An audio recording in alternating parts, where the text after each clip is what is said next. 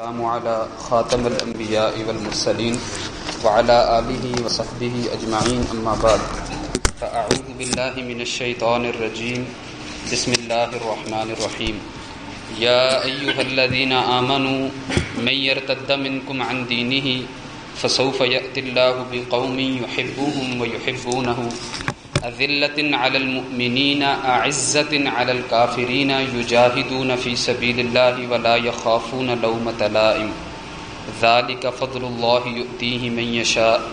میرا موضوع جو ہے وہ ان باتوں کا بیان ہے کہ وہ امور، وہ کام، وہ نظریات، وہ عقائد جو بندے کو دائرہ اسلام سے خارج کر دیتے ہیں۔ ارتداد میں، بندے کے مرتد ہو جانے میں، اور نواقض اسلام، نواقض توحید جو اس کے کلمہ کو توڑ دیتے ہیں، دونوں میں فرق یہ ہے کہ ارتداد ایک حکم ہے جو ریاست نافذ کرتی ہے کسی شخص کے اوپر، کسی فرد واحد کے اوپر۔ یہ نواقض اسلام میں سے ہی ہے۔ اس سے ایسا ناقض سرزد ہو جائے جو اسلامی حکومت کو معلوم ہو جائے تو اس کے بعد ایک سزا اس کے اوپر نافذ کرے۔ یعنی لازمی بات ہے کہ یہ ظاہری امور میں ہو۔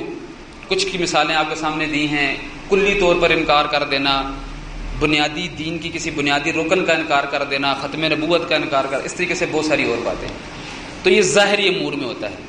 لیکن نواقض اسلام جو علماء عقیدہ نے بیان کیے ہیں، اس میں لازمی نہیں ہے کہ وہ ظاہری کام ہی ہوں۔ وہ کچھ نظریات بھی ہو سکتے ہیں، کچھ عقائد بھی ہو سکتے ہیں جو بندہ اندر ہی اندر رکھتا ہو، اس کا اظہار نہ کرتا ہو، اس کے اوپر مرتد کا فتویٰ کوئی نہ لگا سکتا ہو، لیکن بندہ اللہ کی نگاہ میں مسلمان نہیں ٹھہرتا ہے۔ یہ وہ باتیں ہیں کہ جس سے کلمہ پڑھنے والا اللہ کی نگاہ میں مسلمان نہیں ٹھہرتا ہے، چاہے لوگوں کی نگاہ میں وہ مسلم ہی ہو۔ لہٰذا یہ ساری باتیں معلوم کرنا کس لیے ضروری ہے کہ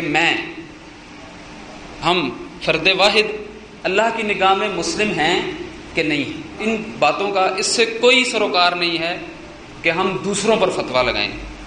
ان باتوں کو معلوم کر لینے کے بعد میں اس کو معلوم کروں کہ وہ مسلمان رہا کہ نہیں، میں اس کو معلوم کروں کہ وہ مسلمان رہا کہ نہیں، میں اس کو معلوم کروں کہ یہ اللہ کی نگاہ میں مسلمان رہا کہ نہیں۔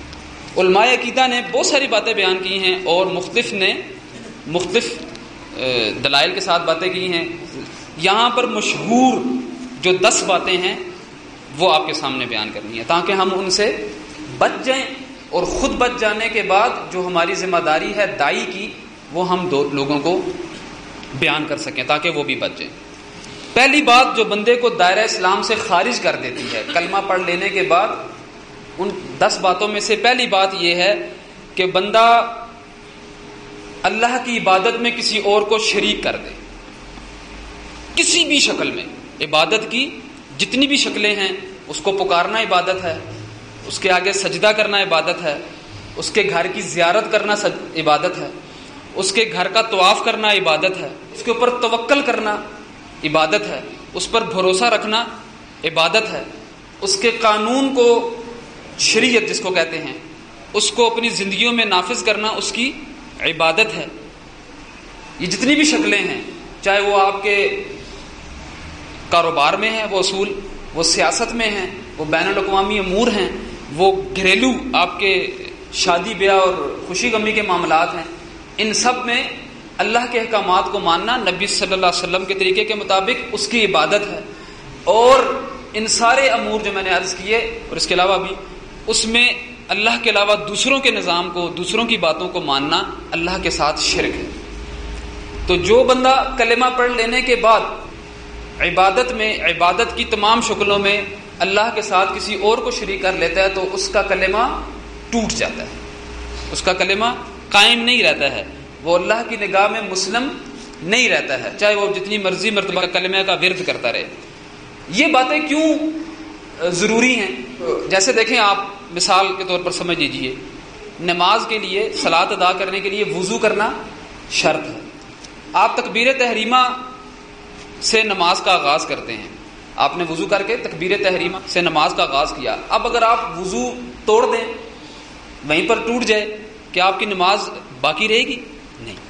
شرط یہ ہے کہ اس وضو کو آخر تک لے جایا جائے، نماز کے اختتام تک لے جایا جائے. جو کلمہ کی شرائط آپ نے پڑھی ہیں ان کو موت تک لے جانا ضروری ہے.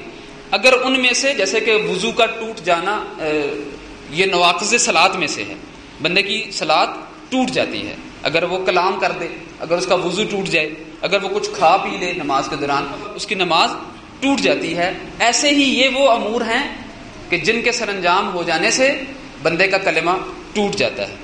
دوسری چیز، اگرچہ وہ بھی شرک میں ہے لیکن علماء نے اس کو الگ سے واضح کیا ہے تاکہ لوگوں کے اوپر اس کی سختی اور اس کی بھیانک پن جو ہے واضح ہو. وہ یہ ہے کہ وہ اللہ اور بندے کے درمیان واسطے اور وسیلے بنانا. یہ بھی شرک ہے لیکن اس کو الگ سے کیٹیگری کر کے لوگوں کے سامنے اس لیے بیان کیا ہے علماء نے تاکہ اس کی اہمیت لوگوں کے سامنے واضح ہو. کیونکہ اکثریت آپ دیکھتے ہیں کہ کوئی نبی کا وسیلہ دے کر، کوئی شہداء کا وسیلہ دے کر، کوئی اولیاء کا وسیلہ دے کر، اپنے بڑوں نیکوکار ہستیوں کا اور اپنی بنائی ہوئی ہستیوں کا بھی، جن کو خود سے نیکوکار سمجھ لیا ہے، ان کا وسیلہ دیتے ہیں. تو اللہ رب العزت نے، آپ جانتے ہیں، ما نعبدهم الا ليقربونا الى الله زلفى، سورہ زمر میں اور سورہ یونس کی آیت میں اس شرک کو اللہ رب العزت نے رد کیا ہے اور اس کو شرک گردانا ہے. تو دوسری قسم، دوسرا نقطہ جو بندے کو دائرہ اسلام سے خارج کر دیتا ہے وہ یہ ہے کہ بندہ اللہ کو پکارنے میں کسی بھی ہستی کو، چاہے وہ فرشتہ ہے، وہ جن ہے، وہ انبیاء کرام ہیں، وہ شہداء ہیں، ان کو ذریعہ اور وسیلہ بنائے. تیسرا وہ شخص جو مشرکین کو کافر نہ سمجھے، مشرکین کو کافر نہ سمجھے. اور آج آپ دیکھ سکتے ہیں کہ دو یہاں پر جو ہیں وہ متضاد چیزیں پائی جاتی ہیں. ایک تو وہ ہیں جو بالکل اپنے تئیں بڑی اسلام کے پابند ہوں گے، نمازیں پڑھتے ہوں گے، لیکن وہ اپنے تئیں نا مخلص بننے کی کوشش کرتے ہوئے کہیں گے جی اللہ کس کی عبادت قبول کر لے، اللہ کس کا نیک عمل قبول کر لے، اس کے ہاں کون سی جو ہے وہ تھوڑ ہے، اس کے ہاں کون سی چیز کی کمی ہے، ہو سکتا ہے عیسائی بھی جنت میں چلا جائے. ایسے کلمات ہم نے خود اپنے کانوں سے بھی سن چکے ہیں. تو جو مشرک ہے، چاہے وہ صلیب کا پجاری ہے، وہ بدھ کا پجاری ہے، وہ کسی ستارے کا پجاری ہے، وہ کسی قبر کا پجاری ہے، وہ کسی نبی کا پجاری ہے، اللہ کے علاوہ کسی اور کو پکارتا ہے، اس کے نظام کو روا رکھتا ہے. اور اس میں سے دو ہیں، ایک مشرک اصلی کہلاتا ہے جو کہ کلمہ جنہوں نے پڑھا نہیں ہے، جنہوں نے کلمے کو پڑھتے ہی نہیں ہیں، جنہوں نے نبی صلی اللہ علیہ وسلم کو اپنا نبی مانا ہی نہیں ہے، قرآن کو اپنی کتاب مانا ہی نہیں ہے، تو وہ مشرک اصلی کہلاتے ہیں. اور دوسرے وہ کافر یا مشرک ہیں جو مرتد ہو جیسے ہیں، جیسے کہ نبوت کے دعوے داروں میں سے تھے، آج بھی آپ کے سامنے موجود ہیں قادیانی اور اس قسم کے بہت سارے لوگ، جو اس کی ایک قسم آگے آئے گی، قبر پرستوں میں سے ہو جائے یا طریقت کو شریعت کے اوپر فوقیت دینے والوں میں سے. تو وہ جو مشرک ٹھہرتے ہیں ان کو بھی مشرک نہ سمجھنا، یہ بھی بندے کو دائرہ اسلام سے خارج کر دیتا ہے. چوتھی بات یہ ہے کہ کسی ہدایت یا قانون کو نبی صلی اللہ علیہ وسلم کی لائی ہوئی ہدایت اور قانون سے مکمل اور جامع تر سمجھنا. کسی اور قانون کو، کسی اور لیجسلیشن کو، کسی اور ضوابط کو شریعت اسلامی سے زیادہ بہتر جامع تصور کرنا کہ یہ اس کا متبادل ہو سکتا ہے. ٹھیک ہے جی. جیسے کہ اس کی مثال آپ دیکھ سکتے ہیں جمہوریت، کہ آپ مساجد کے اندر تو قرآن پڑھیں، مساجد کے اندر تو ایک اللہ کو پکاریں، لیکن جب آپ پارلیمنٹ میں جائیں تو وہاں عوام کی حاکمیت کو لے کر آئیں. تو آپ کہیں کہ جی آج کے دور کا تقاضا ہے، کوئی بھی آپ اس کی لے کر آئیں. تو جو قانون اور شریعت کو رسول اللہ کی لائی ہوئی شریعت سے جامع تر اور مکمل تر سمجھے، وہ بھی دائرہ اسلام سے خارج ہو جاتا ہے. یہ ہوگی 4 باتیں. 5ویں بات یہ ہے کہ جو کلمہ کا اقرار کرے، کلمہ پڑھتا ہو اور رسول اللہ صلی اللہ علیہ وسلم کے لائے ہوئے دین اور اس کی شریعت سے نفرت اور بغض رکھتا ہو، اس کے کسی رکن سے نفرت اور بغض رکھتا ہو، تو وہ بھی بندہ دائرہ اسلام سے خارج ہو جاتا ہے. احتیاط کرنی چاہیے، احتیاط کرنی چاہیے. انسان کے اندر کمی کوتاہی ہوتی ہے، کوئی داڑھی نہیں رکھ پاتا ہے تو ٹھیک ہے، وہ اس کو میں یہ جاننا چاہیے کہ اس سے یہ کمی کوتاہی ہو رہی ہے، لیکن وہ اس کے سامنے آ کر اس کا مذاق اڑائے، اس کے خلاف باتیں کرے، ایسے ہی بہت ساری اور باتیں ہیں، جیسے کہ وراثت میں عورت کا حصہ اللہ رب العزت نے آدھا رکھا ہے، اس کے اوپر کوئی اعتراض کرے، اس سے نفرت کرے، عورت کی گواہی کو آدھا رکھا ہے، یا سیکولر اپروچ آپ کے سامنے بہت ساری ایسے شوشے اٹھاتے رہتے ہیں جن میں غامدی صاحب آج کے ایک بہت بڑے محقق کے طور پہ سامنے آئے ہیں، اس سے پہلے بہت سارے گزرے ہیں، تو وہ شریعت کی ان باتوں کے ساتھ نفرت اور بغض رکھتے ہیں۔ چھٹی بات یہ ہے کہ جو اسلام کا، کلمہ کا، رسول اللہ کی لائی ہوئی شریعت کا صلی اللہ علیہ وسلم کا مذاق اڑائے، پہلا تھا نفرت کرے، اس سے بغض رکھے، اور دوسرا یہ ہے کہ مذاق اڑائے۔ اس کے اوپر بھی اللہ تعالیٰ نے کفر کا فتویٰ لگایا ہے کہ جو شریعت محمدی کا مذاق اڑائے وہ بھی کافر ہو جاتا ہے، جیسا کہ منافقین نے کیا تھا۔ یہ غزوہ تبوک کے موقع پر غالباً انہوں نے کبھی صحابہ کرام کے بارے میں کہہ رہے ہیں، کبھی نبی صلی اللہ علیہ وسلم کے بارے میں کہہ رہے ہیں جی یہ دیکھیں یہ جا رہے ہیں اور یہ کہہ رہے ہیں جی ہم کیسر و کسرا روم کے محلوں میں جائیں گے، یہ ان کی حیثیت ہے، دو کھانے کے لیے روٹی نہیں ہے اور ادھر جائیں گے۔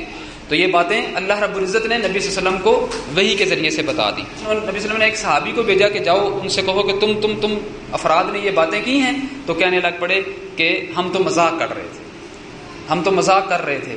تو وہ اللہ تعالیٰ نے ان کو کہا لا تعتذروا قد کفرتم بعد ایمانکم، معذرتیں مت کرو، تم نے ایمان لانے کے بعد کفر کر لیا۔ قل اب اللہ وآیاتہ ورسلہ کنتم تستہزئون، اللہ رب العزت اس کی آیات اور اس کا رسول ہی رہ گیا ہے جس سے مذاق اڑایا جائے۔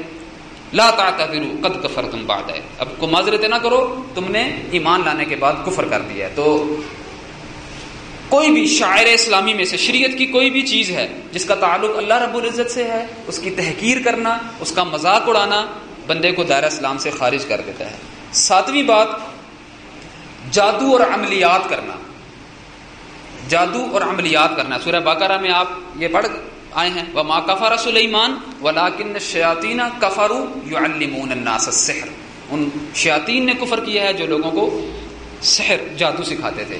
تو جادو کرنا، کروانا، اور چاہے وہ عملیات کے ذریعے سے کیا جائے، لکھ کر تعویذات کے ذریعے سے کیا جائے، کچھ بول کر منتر وغیرہ پڑھ کے کیا جائے، یا عملیات کے ذریعے، وہ سارے کا سارا کفر ہے۔ تو ساتویں بات جو بندے کو دائرہ اسلام سے خارج کر دیتی ہے، وہ کلمہ پڑھتا بھی رہے اس کے باوجود کافر ہو جاتا ہے، وہ یہ ہے کہ بندہ جادو، اور چاہے محبت کے لیے کرے، لوگوں کو ورگلانے کے لیے کرے، میاں بیوی کے درمیان جدائی کے لیے کرے، وہ بندہ کافر ہو جاتا ہے، اس کے اوپر راضی ہو۔ تو آٹھویں بات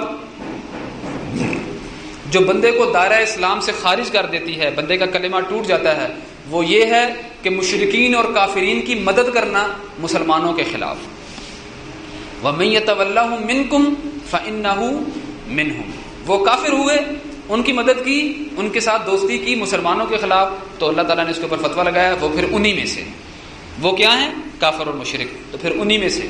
تو یہ آٹھویں بات ہے جو بندے کو دائرہ اسلام سے خارج کر دیتی ہے۔ بندہ کلمہ پڑھتا رہے، بار بار اللہ کے اوپر ایمان کا اقرار کرتا رہے، نبی صلی اللہ علیہ وسلم کو اپنا رسول مانتا رہے، لیکن یہ امر وہ اگر کر دے شرع صدر کے ساتھ تو وہ کافر ہو جاتا ہے۔ نویں بات، وہ شخص جو یہ عقیدہ رکھے کہ بعض افراد شریعت کی تابعداری سے مستثنا ہو سکتے ہیں، بعض افراد شریعت کی تابعداری سے مستثنا ہو سکتے ہیں، خود اپنے بارے میں دعویٰ کرے یا کسی کے بارے میں یہ نظریہ رکھے، تو وہ بندہ بھی کافر ہو جاتا ہے۔ اس کی بہت ساری مثالیں آپ صوفیت کے مطالعے میں پڑھ سکتے ہیں، جہاں پر انہوں نے بہت سارے دعوے کیے ہیں، نہ نمازیں پڑھتے ہیں جی، ہماری اور طرح کی عبادت ہوتی ہے، ان کے کلمے بھی اور ہیں، لا الہ الا اللہ ہے اور وہاں ہے لا ہو الا ہو، تو ان کے کلمہ بھی الگ ہیں اور ان کی عبادات بھی الگ ہیں۔ وہ شریعت کے اوپر طریقت، جو ایک نظام ہے عبادت کا ان کے ہاں، اس کو فوقیت دیتے ہیں۔ تو جو شخص یہ عقیدہ رکھے کہ بعض افراد یا وہ خود شریعت کے احکامات سے ماورا ہیں، ان کے اوپر اس کا اطلاق نہیں ہوتا ہے، تو وہ دائرہ اسلام سے خارج ہو جاتا ہے۔ جیسے کہ بعض لوگ یہ بھی کہتے ہیں جی کہ وہ خضر جو تھے علیہ السلام، وہ موسیٰ علیہ السلام کی شریعت سے باہر تھے، جبکہ ایسی کوئی بات نہیں ہے، کیونکہ وہ ان کے بارے میں جتنی بھی تشریحات ہیں وہ خود صاحب وحی تھے، وہ خود جتنے انہوں نے کام کیے تھے خضر علیہ السلام نے، وہ اپنی طرف سے نہیں کیے تھے، وہ خود شروع میں کہہ رہے ہیں ان سے، جو احادیث میں بھی آیا ہے، قرآن میں سورہ کہف میں بھی آیا ہے کہ جو علم مجھے دیا گیا ہے موسیٰ علیہ السلام وہ آپ کو نہیں دیا گیا ہے، اور وہ جو آپ کا ہے کے پاس ہے وہ مجھے نہیں دیا گیا ہے۔ اور وہ خود آخر میں کہتے ہیں، سورہ کہف کی آیت ہے کہ میں نے وما فعلتہ عن امری، میں نے اپنی طرف سے یہ کام نہیں کیے ہیں.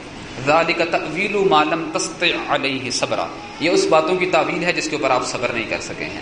تو یہ ایک بات تھی جس کو طویل ترین حدیث میں شمار کیا جاتا ہے بخاری کی، جہاں پر آپ جا کے دیکھ سکتے ہیں کہ یہ واقعہ کیوں وقوع پذیر ہوا. 9ویں بات یہ ہے کہ چند افراد کو یا اپنے آپ کو شریعت محمدی کے احکامات سے ماورا سمجھا جائے، مستثنا سمجھا جائے. 10ویں اور آخری بات یہ ہے کہ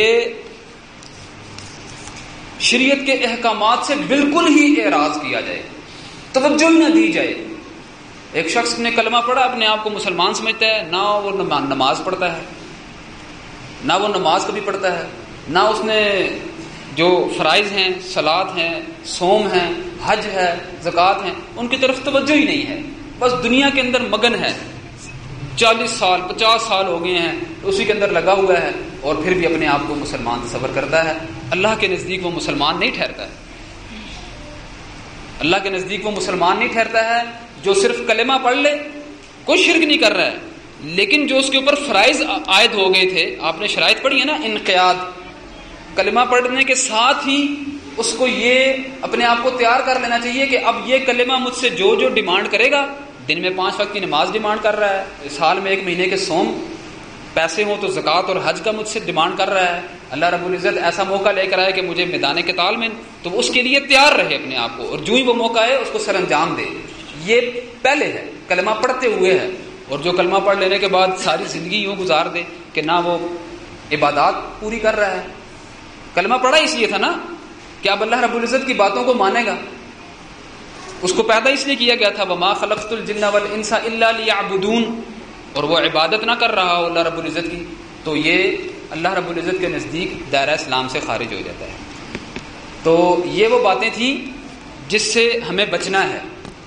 ہم نے ہر وقت جو کرنا رہنا ہے کہ کہیں مبادہ ہم سے ایسے نظریات یا ایسی باتیں، افعال سر انجام نہ ہو جائیں جس سے ہمارا کلمہ ٹوٹ جائے، اللہ سے کیا ہوا عہد ٹوٹ جائے. پھر اس کو خود جانتے ہوئے یہ جتنی بھی باتیں آپ کو شروط لا الہ الا اللہ میں اور نواقض اسلام میں بیان ہوئی ہیں، یہ تو ہم میں سے ہر بھائی کو جو ہے نا وہ فنگر ٹپس پہ یاد ہونی چاہیے. ہم میں سے ہر ایک کو، بلکہ ہمارے بچوں تک کو یہ یاد ہونی چاہیے. جن باتوں کو ہم نے جاننا ضروری ہے، تب ہمارا کلمہ اللہ تعالیٰ کے ہاں معتبر ٹھہرے گا. اور پھر ساتھ ہی ہمیں وہ باتیں بھی معلوم ہو کہ جن سے یہ کلمہ ٹوٹ جائے گا. ایک ہوتا ہے کسی شخص کا کافر یا مشرک ہو جانا، تو یہ بات جان لی جائے کہ کفر کرنے والا کافر ہوتا ہے، شرک کرنے والا مشرک ہوتا ہے، بدعت کا ارتکاب کرنے والا بدعتی ہوتا ہے. اس میں کوئی دو رائے نہیں ہے. ٹھیک ہے جی، میں پھر دہراتا ہوں، کفر کرنے والا کافر ہوتا ہے، شرک کرنے والا مشرک ہی ہوتا ہے، بدعت کرنے والا بدعتی ہوتا ہے، فسق جس سے سر انجام ہو جائے وہ فاسق ہوتا ہے، فجور کرنے والا فاجر ہی ہوتا ہے. اس میں کوئی دو رائے نہیں ہے. ٹھیک ہے جی، یہ جان لی جائے. اس کو کہتے ہیں تکفیر مطلق. انہ من یشرک باللہ فقد حرم اللہ علیہ الجنہ، بغیر نام لیے اللہ رب العزت نے کہا ہے جس نے بھی شرک کیا اس کے اوپر جنت حرام ہو گئی. میں بھی اس کی زد میں آ سکتا ہوں، آپ بھی آ سکتے ہیں، دنیا کے سارے لوگ آ سکتے ہیں، بغیر تعین کیے ہوئے. اس کے اوپر کوئی اختلاف نہیں ہے. یہ جو خلاف ہمارے پروپیگنڈے کر رہے ہیں نا کہ جی اب یہ شرک کرنے والے کو مشرک نہیں سمجھتے ہیں، کفر کرنے والے کو کافر نہیں سمجھتے ہیں، ہم شریعت ساز کو بھی مشرک سمجھتے ہیں. جو نبی صلی اللہ علیہ وسلم کی مکمل کی ہوئی شریعت میں اپنی رائے گھسائیں، اپنے موقفوں کو گھسائیں، اپنی باتیں منوائیں، وہ مشرک ہے. شریعت مکمل ہو چکی ہے. الیوم اکملت لکم دینکم ہمارے لیے سب سے بڑا دن تھا، مکمل ہو چکی ہے شریعت. اب جو شریعت کے اندر اپنی رائےوں کو، اپنے موقفوں کو لے کر آئیں، وہ شریعت ساز ہے، وہ طاغوت ہے. اس کا کفر کرنا کلمہ کی شرائط میں شامل ہے. یہ جان لیں. جو یہ سمجھتے ہیں کہ ہم کفر کرنے والے کو کافر نہیں سمجھتے ہیں، ہم کفر کرنے والے کو کافر سمجھتے ہیں. مسئلہ یہ ہے کہ اطلاق کس نے کرنا ہے. بیرسٹر کے لیے، جج بننے کے لیے کتابیں مارکیٹ میں موجود ہیں کہ نہیں ہیں؟ موجود ہے نا جی. میں عربی کے طالب علم ہوں، یہ سافٹ ویئر انجینئر کے طالب علم ہیں، اپنی اپنی فیلڈ ہے نا. وہ بھائی ہیں وہ گاڑیوں کے مکینک ہیں. ہم جائیں کتابیں اٹھائیں بیرسٹرز کی، اور سپریم کورٹ، ہائی کورٹ تو بڑی دور کی بات ہے، سیشن کورٹ بھی دور کی بات ہے. کسی جگہ پر کھلی کچہری لگا کر فیصلے کریں نا، پھر اپنا انجام دیکھ لیجیے گا کیا ہوگا. ٹھیک ہے جی، لتر لگیں گے پنجابی میں کہتے ہیں، ڈنڈوں سے مار کٹائی ہوگی۔